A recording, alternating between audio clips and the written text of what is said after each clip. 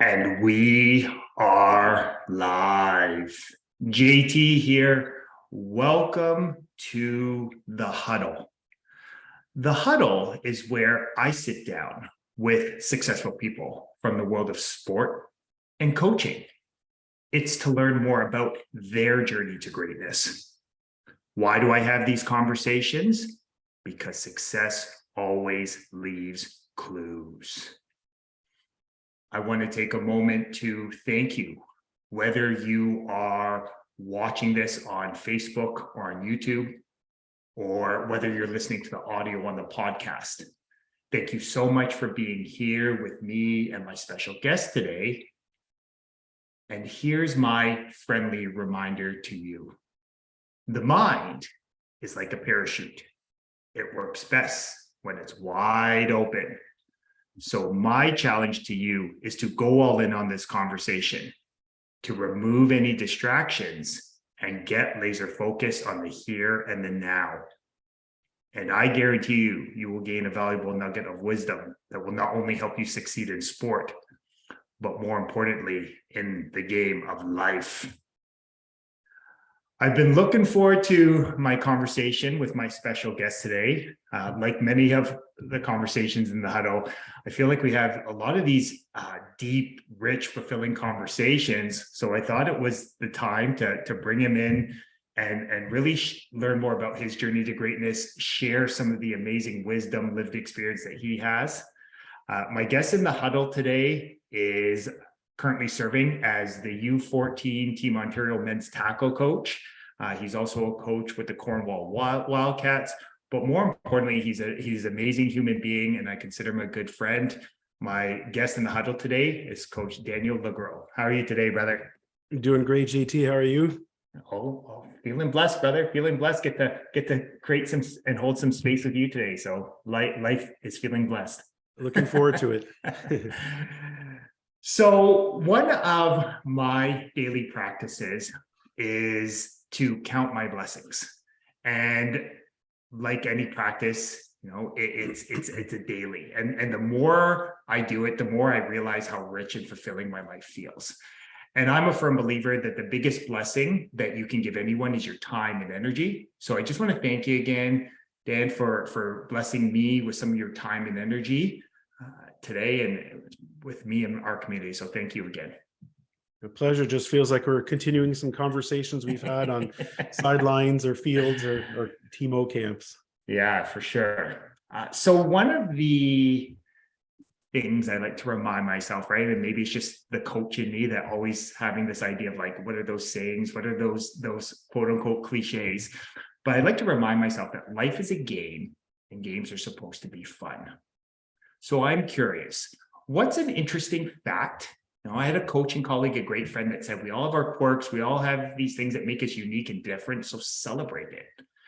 So I'm curious, what's an interesting fact that maybe a lot of people don't know about you that you'd be open to sharing with our community? I'm an avid chess player. So that's, coming more from the athletic world. And this goes back to even my youth and teenage days where I've always interested into the strategy of chess and how to use all your different pieces in the right way and to get the most out of every single piece. That pawn can be very useful, in the game, the grand scheme of the game of chess. And I find that applies a lot to my coaching and football. Another thing as well is I'm a very avid reader. I like to learn at all times. So I just want to, keep that parachute always open and just grab nuggets from everywhere that I can. So not much of a fiction or novel reader, but a lot more biographies and to study people that have passed before me and pick a bit of their trails and use that to form kind of my own coaching and leadership style. I love that. And what I really heard from you there was, again, that idea of being a long life learner, right? And I think it's awesome because, professionally, you're in education. So I think it's great that you embody that long life learning. So I'm curious, was there a coach or mentor, someone in your life that helped you to understand the importance of being that long life learner? Or is that something that you have just sort of picked up along the way? A lot of it goes back to my high school athletic career. I was never the best athlete on any of my teams, but I was always the one that tried the hardest. And I always try to pick up on the lessons that everyone else, was teaching along the way, just trying to pick up little tidbits. And, if I didn't have the athletic ability to be in that, to dominate that position, well, I would ensure that I would use what I had to be in the right position at the right time. And those are lessons that I picked up from all the different athletic coaches that I've had, from track and badminton and basketball and soccer. And everyone has something to give. And one thing that I learned early is you're not going to have like that one favorite coach that is, embodies everything and can get everything out of you. You're going to get something out of yourself from every single one of those coaches. And it's sometimes, it's not that head coach, it's more that positional coach, or just everyone has something different to offer. And you have to be open to kind of combining all these aspects and taking what you learn it from one person or in one sport and applying it into another. So that openness is really, really important. And what I really heard from you again is that importance of being coachable, right? To open to feedback. And what I love about beyond that is you talked about, you were very aware that, of what your gifts, your talents, and your abilities were, and that you just combined that with a work ethic that allowed you to amplify those gifts, those talents and abilities, and help you along your journey. So it was a great reminder on really, just doing the best, right? Going +1 in the moment. Yeah, and that's something that as a coach, I see through the players now. Like I see myself, or I see other people of various skills in those areas, where it's like, oh, well, this person isn't the most athletic, but everyone's great at something. So as a coach, or even, as a principal, you're trying to make sure that with this team that you have, that you can get something great out of everyone there. I love that. Again, find the greatness, right? Find the greatness in exactly. Yeah. So I'm curious, sport has obviously played an important role for you in your life, right? First, like, as you talked about, you're a high quality athlete, and then you transitioned into becoming a high quality coach. So I'm curious, what is that lesson that you've gone from sports? And again, I know there's many, that you find has really stuck with you, that resonates with you, that you find that lesson you still apply to other areas of your life today? Is really, honestly, and it comes back to, again, you can learn something from everyone. And it's not just unidirectional, where it's, you're learning from others at your level. Say it's the coaching staff or other head coaches from other programs. You can learn a lot from your positional coaches. You can learn a lot from your coordinators. You can learn a lot from your athletes. Athletes every year teach me something about them, but about myself as well. And that openness to be ready to learn from everyone is extremely important, because that betters me as a person. And it helps me serve them a lot better as well, because I know something about this person, or I know something else about this coach that I can maybe help mentor or just push and guide, so that perhaps, that coach or that player will be the next head coach or the next positional coach, or just improve overall, or help the team in any way possible. It sounds like, again, this idea of being a guide, of being a mentor along someone's journey, right? Like helping them. And this is where I believe the difference between like a good coach and like a great and transformational coach is that idea of understanding that you are simply a guide or a mentor. You are helping others become the hero of their life. Like, I'm curious, is that something that you've always understood, or do you remember like there was a particular moment or coach where you kind of go, oh, I get it, like this is what the game of life is about? It was really high school senior basketball.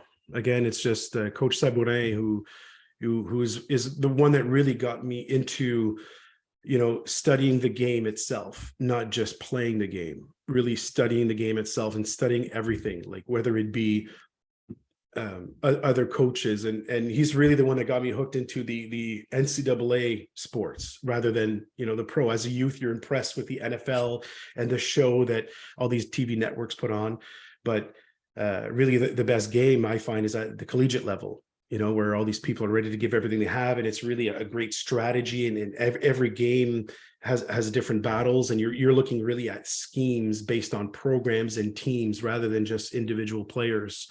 So they're trying to piece all that together. And he's the one that really encouraged me to read up. And it's really, that's where my love of reading biographies and coaching books came from, which led to my studies as well. But that's really the moment where I've achieved the most that I could athletically with my physical skill set.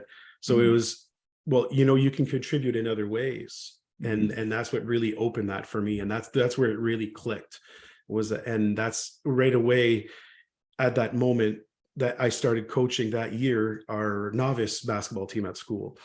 And that's really where that door opened for me. And everyone started calling me coach because, there's about 4 Dans in every friend group. So you try to kind of find a way to identify yourself, and it really fit my personality. And since then, all my friends, my buddies, people at school, even at work, when I was teaching forever, and coaching high school football in Ottawa, everyone would call me coach. It wasn't Dan anymore. It was coach. So it kind of really embodied not just what I did as a passion, but really my personality. It seemed that I'm always trying to get, the best out of everyone, or trying to look into help solve situation, a lot of problem solving. And so that's really kind of where that started. It sounds like that idea, right? Of, again, just your commitment. And that's one of the things I've really enjoyed as I've gotten to know you, and what really inspires me, is that idea of like, you really have this passion of like getting to know the person, right? Like really finding out what is it that they want. And that you really just, again, view yourself as, what can I do to best support you? What do you believe is the problem? What do you believe is holding you back? And then you have a beautiful way of providing solutions in a way where you're sort of opening the door and you encourage people to walk through it. So again, it's a beautiful gift, and it speaks volumes about who you are and who you are as a teacher, a coach, an educator, and as a mentor.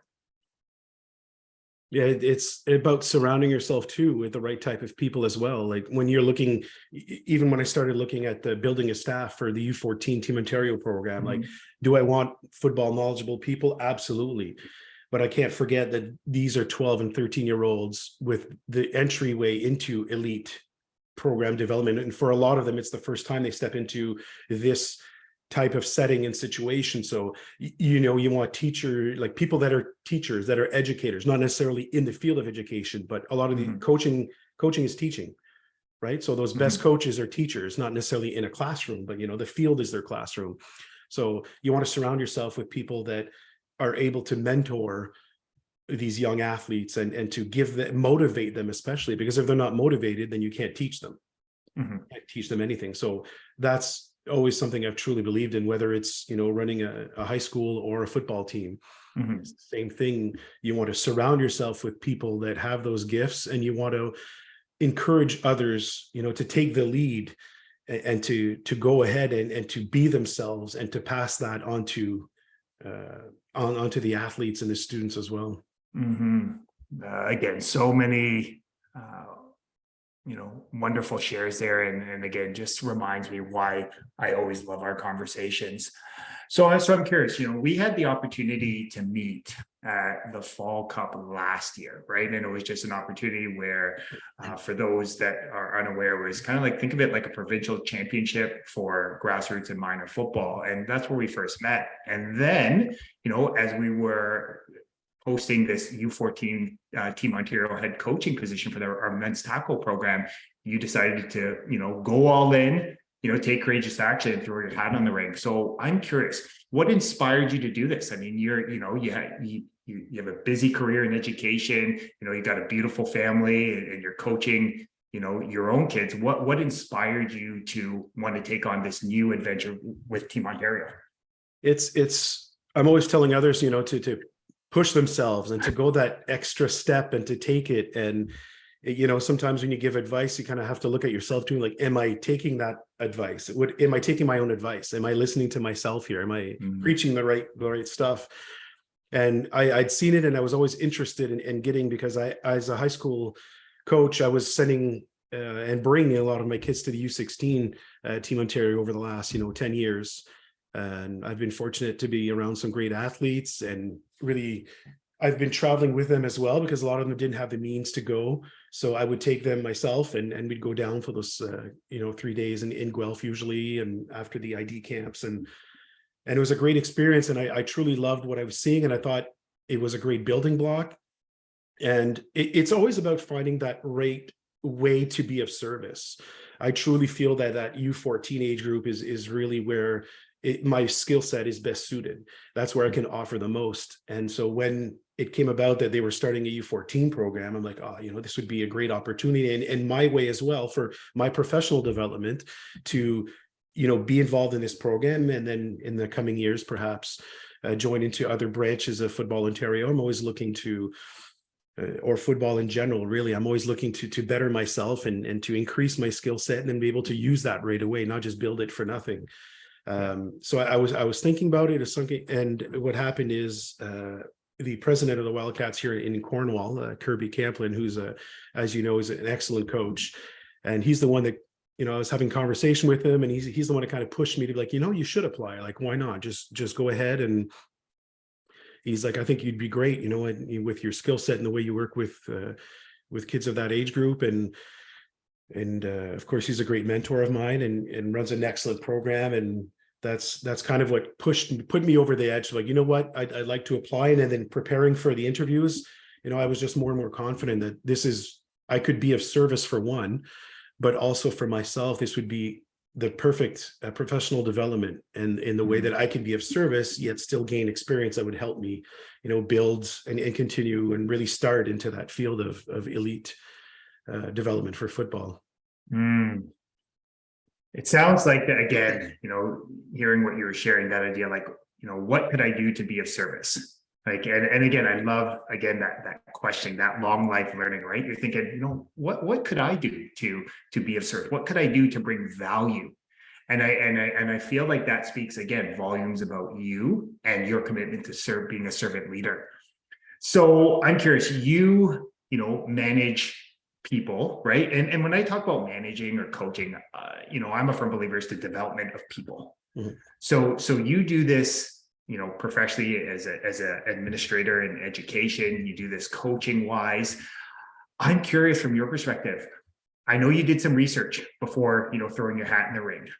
So I guess the question I have for you, how important was it for you to have a clear understanding of what the values were, about what the characteristics were? Like, how important is that when you're in leadership to have clear values that you can sort of hold yourself to? I think first thing is always asking questions. You see this posting and you want to study the program, whether it be for a part-time job, a full-time position, volunteer work. I look at the outcomes.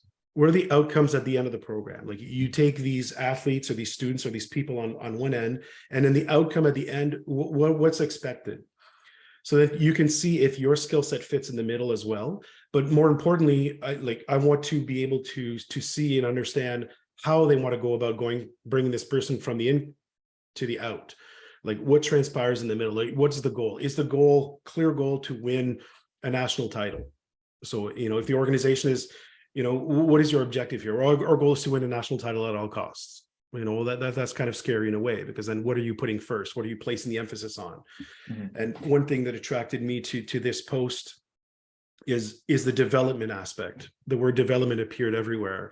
And you look at the core values as well, and the pillars of Football Ontario and of Football Canada. And that's something that's important, is the fact that you want to build not only the athlete, but the person as well. So, and when including the online sessions and the human development aspect and building better people, is sometimes a cliche that, people and programs kind of throw around.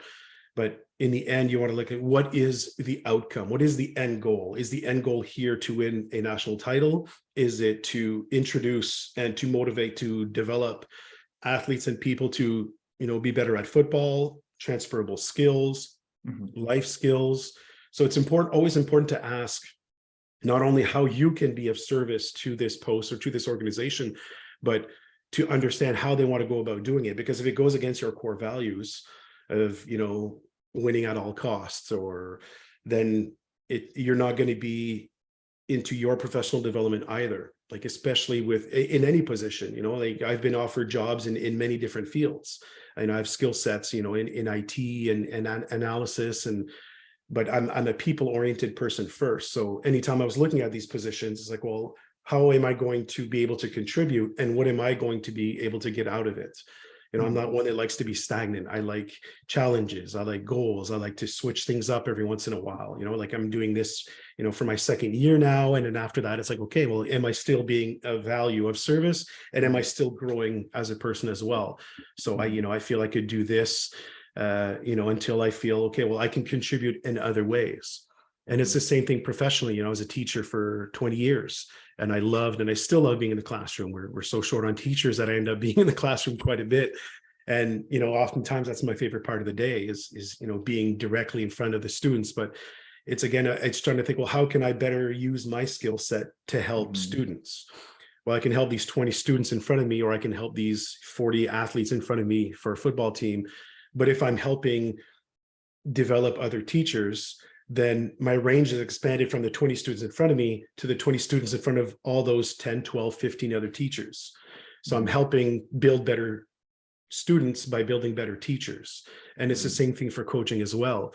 The head coaching position isn't one of power, it's one of empowering. So I want to be able to empower others and to help them grow. And I can take better care of 45 athletes if I'm taking care of 8, 10 coaches very well as well, and making sure that they have what they need, not just, as far as confidence, but even physically.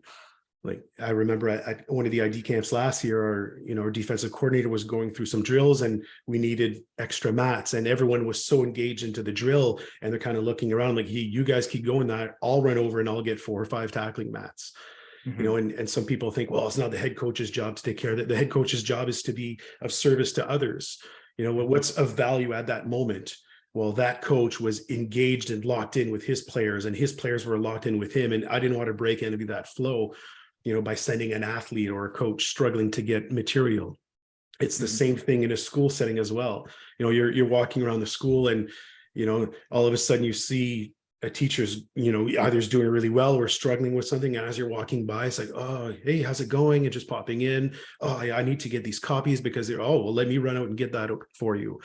Or can you watch my class while I go get copies? Well, I can go do these copies while you continue engaging with your students rather than breaking that momentum. So I think that ability to empower others and seeing yourself of service to everyone around you really just helps, and you're hoping that someone else will catch that and then will pass that on as well to others around them. I think that's very important. Well, you bring up a great point. And again, I love all the examples you shared, right? And again, that's what makes you a great leader, is your willingness that you only preach what you are willing to consistently practice yourself. And I love that idea, right? Of simply like you want to empower your coach to be able to coach. So again, you'll run and go get the bag. It's a teacher needs to leave the room for a minute. You're willing to step to the front of the class and allow them to do that. So I think it's just, again, a great reminder that great leaders only preach what they are willing to consistently practice themselves. So I'm curious, this is year 2, we're heading into year 2. And I know one of the conversations we've had is it's interesting how, let's just say, the vision is clearer. We're more aligned. I would say we're more, effective and focused with our time and energy as a whole. What has been the biggest aha for you, or maybe, if it's the biggest win you've had in the last year? I think it's getting more people on board. When you're starting something, it's always getting the word out there, not just for athletes, but for coaches as well. And it's the matter of seeing all these other people now wanting to get in, whether it's athletes finding you and messaging you questions, or other coaches saying, hey, I saw this, I'd like to be a part of it. If I can help out in another way, please let me know. And you want to make sure that you can include all these people in the entire process, because this is how you're going to grow the game as well, is to make sure that everyone that wants to be engaged is engaged in a certain way, to get them all in, if you will, to get them bought in. And it's really interesting to see now that I've seen, like at the end of the program after last year, I offered my services in any way for the U16 program. And you're like, oh, someone got a promotion at the last second and we need someone to fill in shoes for a GM at U16, in Sackville, New Brunswick for a week. And I said, sure, just I have a very supporting family as well. So they're like, hey, go live this experience. And it's to be able to grow from that as well. So in seeing that, that's when you see, okay, this is the next level, in depth, what we're trying to get our people at. So now this helps me tweak this year to better suit it for the U16s as well. And one of the things I really enjoyed was watching Coach Cap last year in action, running that U16 program out there, and how he was really, I found a great man of service as well, where he was trying to make sure, and he was always like, hey, what do you need right now? It wasn't about what I need and what you can give to me. It was like, what do you need right now? He was always asking that question. He was asking, what do you need to make this practice great? What do you need for this next drill?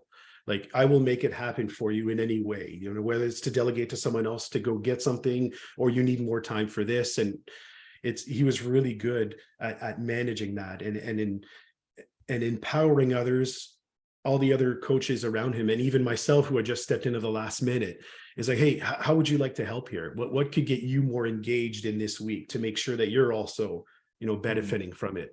So it's always interesting to meet people and to see them from up close and in live and in action. And my aha moment was really, I think, at that U16 to see, well, this is how we do it at the Cornwall Wildcats level as well. And this is how I did it when I ran high school as well. It's just to be able to empower everything. And even my career, if you will, with the Cornwall Wildcats started where my son was I was coaching high school football in Ottawa. I was the head coach of a program and had been there already for about 6 or 8 years. And my youngest started football. So he was doing a little, initiation to football camp with the football gear on for the first time. And I just told the president, hey, if you need, someone to hold a pad or to do anything, just let me know. Like, I'm here to help. I'm ready to do anything. Didn't tell him I was a head coach. Didn't tell him I've been coaching football. He's like, yeah, sure. We can always, get people. And I was holding and then slowly starting to get involved in drills. And then we started talking. He's like, okay, yeah, I could use someone like you here. And I didn't want to get too involved because you don't want to step, into someone else's program. But it's to find the fit as well. I think it is really important. So in looking at that, you're seeing people like Coach Cap last year, who has a lot of experience, who's involved, in CISU sports football, and to be able to be a man of service throughout this whole time. You're like, hey, what do you need? And let's make this happen for you. And to see someone like that take on that role, it's like, wow, that is, again, how to best be a coach. And I found little bits of myself, in doing that as well. So I'm like, okay, well, I'm doing well because, sometimes you meet football coaches and a lot of it, or in any sport really, is ego, whether it's management. I don't call it leadership in that case. They're more admin and management and coaches where it's their way. Whereas here, like you get some people who wouldn't even, like if say people apply to a position and then don't get that head coaching job or don't get, the principal job or the manager job. Well, some of them wouldn't consider, an assistant manager or positional coach or a coordinator position. And I find that hurts in their growth because it's an opportunity, regardless of title, to contribute to something. And then you can learn. And then the goal obviously is to get someone else after that into step in. And you look at, what Football Ontario has done these last few years in empowering coaches, climbing the ranks, if you will, and positional and coordinators and head coaching. And kind of, you see that everywhere across football is, rarely do you start as a head coach of a program. We see how that's taken off in certain positions here, but it's really to be open-minded and available to accept whatever role is available, and you can contribute and then afterwards grow from there and contribute even more afterwards. I love what you shared there. And, it was interesting. I remember having that conversation with you about, okay, so we have our U16 GM coach Hopper gets promoted. Hey Dan, what do you think about this? And I remember that when I spoke with our executive director, Eric Giesler, we just thought, one, this is to celebrate you for you being all in and just, we just want you to, give you a next opportunity.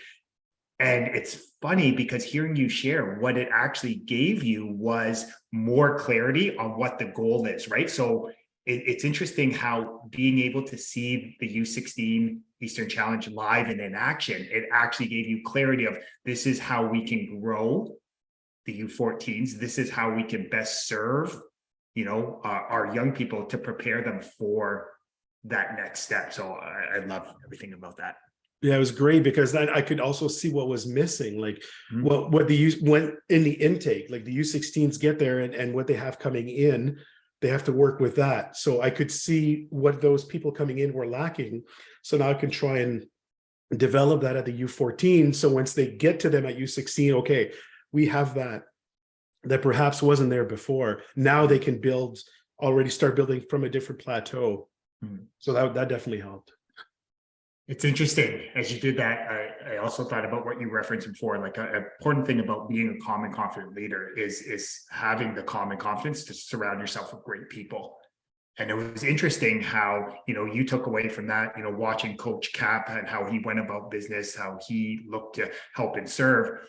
But I think back to that was one of the blessings of our staff was I think of just you had a group of men who were the same way and leaders. And I think of some of those experiences, like that was like some of my best experiences. Us just shooting the breeze and just learning from each other and growing. It's great. And I look at my coaching staff for U14 and they all wanted to come back this year as well and continue kind of what we started that kind of COVID really limited to us a lot. And Yeah. it was the first year that we were putting that on as well. And they all wanted to come back as well. And you're looking at, coaches that were coaching U Sports and that are presidents of their local clubs, and I'm a defensive coordinator at one of these clubs, but it doesn't matter at all as far as positioning. They're like, hey, let's do this and let's contribute this way. Maybe we can do it this way. So it makes for a great round table. And the fact that we kind of already have, an understanding of each other. So we're not afraid as well to also be direct. So it's weird because with these camps and programs, oftentimes coaches kind of get together the last minute and then kind of form this nucleus and this team and then carry it forward. And that's why usually it's, a 3-year term or multiple year term. So that way the coaching staff can also kind of develop and feed off of each other. And that's what's great this year as well, is already in the first year, being that we knew each other and our skill sets, the offensive coordinator knows a lot more about that offensive system and skill set than I do. So what can I do to empower him to do that?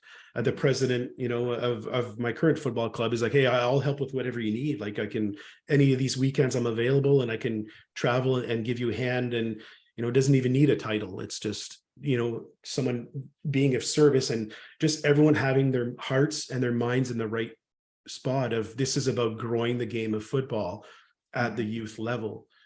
And these are incredible coaches that have coached, at the U Sports level, at the second highest level of football in Canada, and that are teaching 12 and 13-year-olds and starting next Sunday are initiating 6 and 7-year-olds to their first ever, skills development for football. I think to be able to give like that is a gift in itself. And that's really important. And that's what we need is high quality, knowledgeable people to be able to contribute at the grassroots level of the game. It's the only way we're going to grow it is if we start at the younger age groups. We can't start at 16 and say, hey, I'm going to make an elite football player out of you, or I'm going to make a great football player out of you.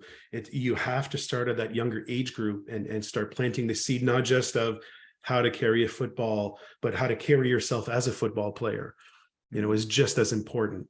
Because, especially at the younger age groups, you're going to have that one elite athlete that a coach is going to really take advantage of because he's so much better than everyone else. But, is he a team player? Is he developing? Or are we just giving him the ball? Is he learning to do this the right way? Or are we just taking advantage of the fact that he can run around everyone? And that's what I appreciate a lot about what's going on here in Cornwall and the Cornwall Wildcats is, yeah, we have a couple of extremely elite athletes, but it's how can he best fit in our team setting and make sure that everyone else around him is getting better and that person as well isn't is also getting better and being used in different ways as well. And I think that's very important for development. I love that. And I love how again, what I'm hearing from you again, the importance of, developing and strengthening, qualities and characteristics that go beyond the football field, right? The ability to, be a team player, the ability to show up on time, the ability, willingness to give your all for someone other than yourself. Like, again, valuable.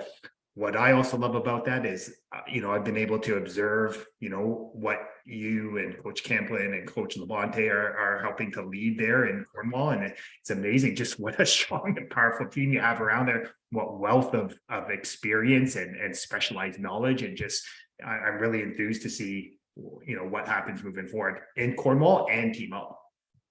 Yeah, it's great. And it comes again to surrounding yourself with people that can be of service, but that are also looking to grow as well.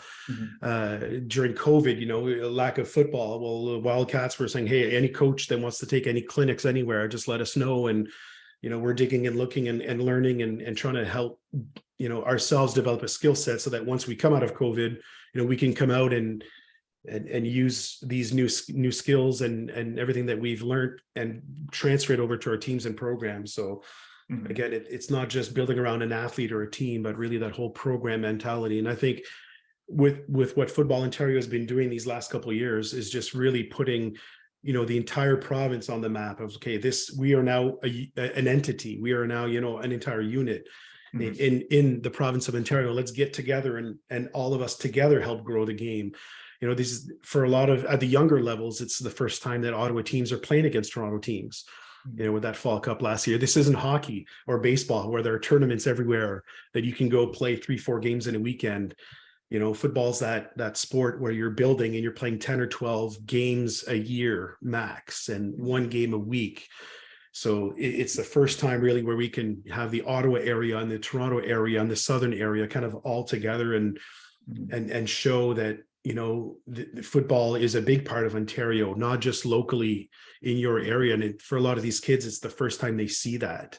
And I think that's a huge part in making this and growing this game at the grassroots level. Yeah, for sure. I love it. And again, it reminds you of this idea of like a vision, right? Of aligned with this football for all, right? Working towards a unified vision. So I'm curious, we live in an interesting time. I mean, not only do you coach, but again, you're a dad, and, we live in a world that it's busy, it's distracted, right? There's a lot of this, in the social media driven world, there's this keeping up with the Joneses. Young people are often overscheduled, right? There's a lot of pressure on both young student athletes, parents, that they got to get them in, 4 different high performance programs. What would you say is the differentiator? What would you say to another parent who is saying, I'm trying to decide if the Team O and Football Ontario is a viable step, if it's a good next growth and development opportunity? What would you share? What differentiates what they will be able to receive with the U14 Team Ontario program? Well, 2 things. First of all, I think what's really important is that everything goes by phases. So, get out to phase 1 and try it out. The cost is so minimal in comparison to all these, big camps and in any sport or, week-long schools or camps. Go out there and try something different. Some of the parents may, or even players might be thinking, I don't know if I'm good enough, or, if I have the skills to make it. It's not about making a team. It's about going out there, going for this 2.5, 3-hour session to push yourself, to try something different, because this will be different from any other team or practice that you've done so far. I can promise you there are incredible coaches there that are, dedicated to your indie group position specific that will help you develop your skill set, but also allow you to be surrounded by great athletes and great people in your area as well. So it's not just about how you are and how you excel in your team and in your club. This will give you an opportunity to see in your entire region, or even as the phases advance, really across the province, to see, okay, well, how do I fit in, in regards to an entire province? Even if you're not the best player on your team, that's not what's important here. It's about growing, because you're going to go through this process. and you're going to grow and be a much better football player for your club or your team in the next season, whether it's the summer season or the fall season. So take advantage of this off season, if you will, to develop not only your skills physically. We're going to look at different schemes and systems and position names and terms and stuff that's used as at these next levels as you're getting forward that perhaps not everyone's getting at their own clubs. But also we work on the athlete and the person. So these online sessions too that we're doing, every second week with different special guests and working on different aspects of not only your football game and knowledge, but your development as a person as well, which is just as, if not more important, because, one day the football will stop bouncing. One day you're going to stop playing football. And, it's sad, but at football, that's usually the sport where you stop at the youngest age. A lot of people stop at 18, 19, 20 and don't play tackle football anymore. It doesn't mean you can't share your love and continue playing football, whether it be flag or other aspects, if you don't make it to that next level. But all these skills that you will have learned aren't just athletic skills, but they're people development skills. They're leadership skills that will help you be a better classmate. It'll help you be a better student. It'll help you be a better brother or sister. It'll help you be a better father. It'll just improve not just your physical contributions to the game of football, but develop as a person. And for a lot of these elite athletes, you're the star in your program. And yes, you are getting all these yards and you're getting all these touchdowns, but I can promise you can contribute in other ways as well. And that's what this elite development program is about, is about bringing everyone up. If you're already here, well, we're going to help get you here. If you're a little bit lower, we're going to push you so that you can grow even more. So it's that everyone can improve. So don't think, well, I'm not even a starting D lineman on my own football team. I shouldn't go to this. Go to this first phase. Maybe you just need to be out of that specific environment or try something different or be pushed in a different way, with different coaches and different drills, different aspects. And everyone there is looking to get something more out of each and every person. It's not just identifying how you can help Team O. It's us IDing how we can help develop you and get you perhaps to a level where you can fit into phase 2. And then at phase 2, if you're putting all that work in before, we can ID and help you get then to phase 3, is taking this one step at a time. So don't look at it like, oh my gosh, I'm not one of the top 45 or 50 or 60 players in Ontario.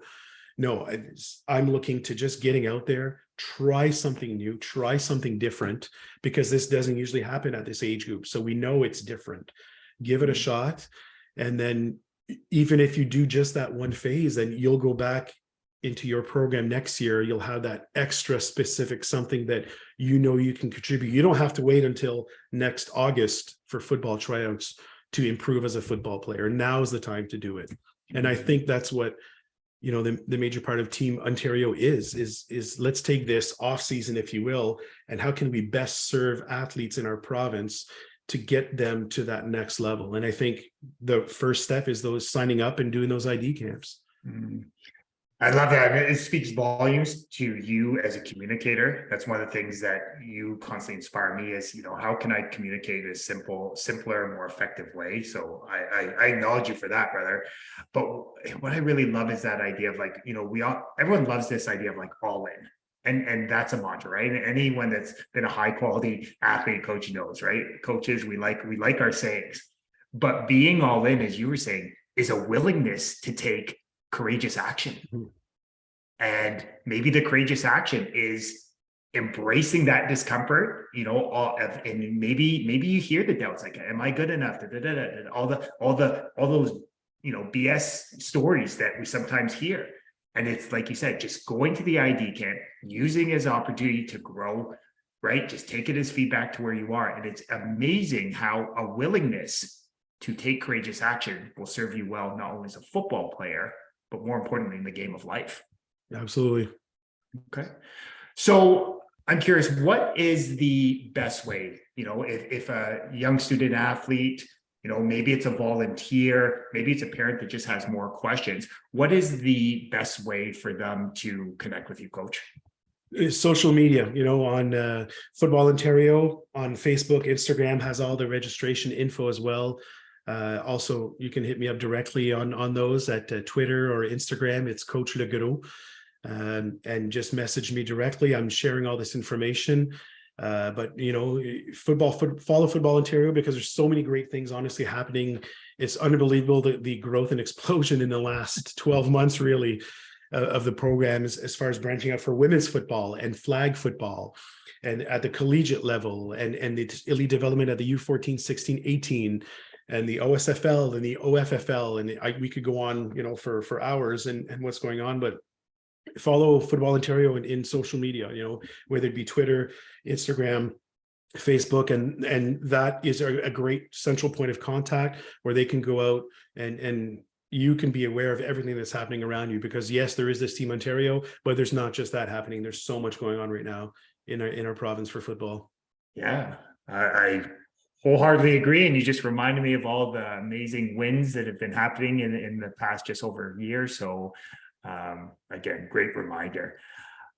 And I'll be more than happy to share any of your social media handles in the description, whether it's on Facebook, whether it's on YouTube, or on the podcast. So I really want to take a moment just to acknowledge you, Dan. I want to acknowledge you for the great man you are, the great husband, the great dad, the great teacher, coach, mentor, but more importantly, the amazing human being you are. The one thing that has always resonated with me is your willingness to just want to find opportunities to help and serve people along their journey, and just your commitment and persistence to living that.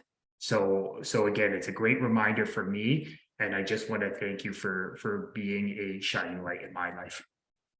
Thank you, and again, thanks for the opportunity. It takes doors to be created and doors to be opened for others to be able to grow, and it's important that you can learn something from everyone and share it, much like with this podcast. It's important to be able to, you seeing good in a lot of people, but it's an empowering message and a positive message for others to see, hey, there are others like me that have this position, or again, I can learn something from everyone. And in every single one of these podcasts, there's always a lesson that you can add to build to your repertoire as a coach, a leader, a manager, a principal, a parent. And I think that's really important. But it's important to be able to share that, because if no one's sharing it, then everyone's keeping it to themselves, and that's a shame. Yeah, I wholeheartedly agree. So everyone, Coach Legros dropped so many valuable nuggets of wisdom that not only apply to sport, but more importantly, the game of life. But as I like to remind you in the huddle every week, that knowledge is potential power. It's the consistent and focused application of great knowledge that actually creates great results. So I encourage you to take one of these valuable nuggets of wisdom and go apply it to your life today. And as I remind you every week in the huddle, you are deserving of greatness. You are worthy of greatness. You are greatness. And my only ask from these conversations is, if it resonated with you, if it touched your heart, then please share it with a loved one, a teammate, or someone in your life that you feel just needs to hear this positive and inspiring message. And when we do that, the more people we have listening, understanding, applying these simple ideas to their life, the brighter this world will be. As always, I look forward to chatting with you next time in the huddle. Have a blessed rest of your day.